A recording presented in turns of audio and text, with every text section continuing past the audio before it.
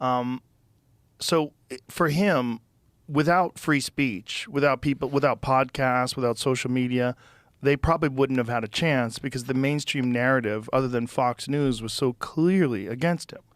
The majority of the television entities and print entities were against him, the majority of them.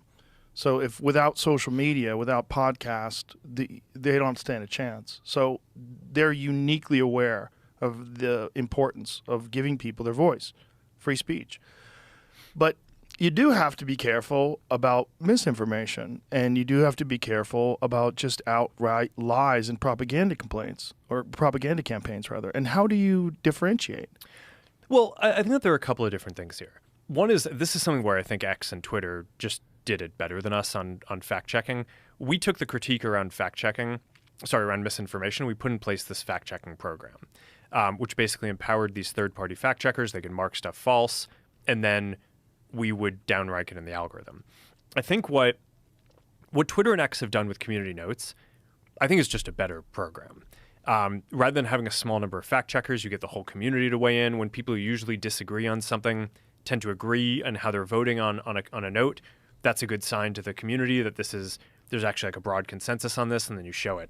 And you're showing more information, not less, right? So you're not using the fact-check as a signal to show less.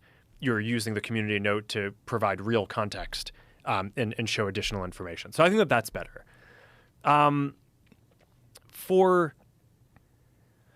when you're talking about like nation states or people interfering, a lot of that stuff is best rooted out at the level of kind of accounts doing phony things. So you get like, whether it's like China or Russia or Iran or like one of these countries, they'll set up these networks of fake accounts and bots, and they coordinate and they post on each other's stuff to make it seem like it's authentic and kind of convince people it's like, wow, a bunch of people must think this or something. And the way that you identify that is you build AI systems that can basically detect that those accounts are not behaving the way that a human would. And when we find that there's like some bot that's operating an account. How do you differentiate? How do you figure that out?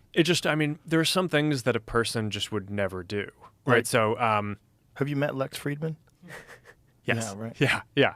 He might not be. Well, but is he going to take? Pass your but is he Turing going to take? Yeah, no. Is he going to take him? Is he going to make a million actions in a minute? It's like, yeah, probably not. Okay, so it's that. It's well, I mean, it's things that aren't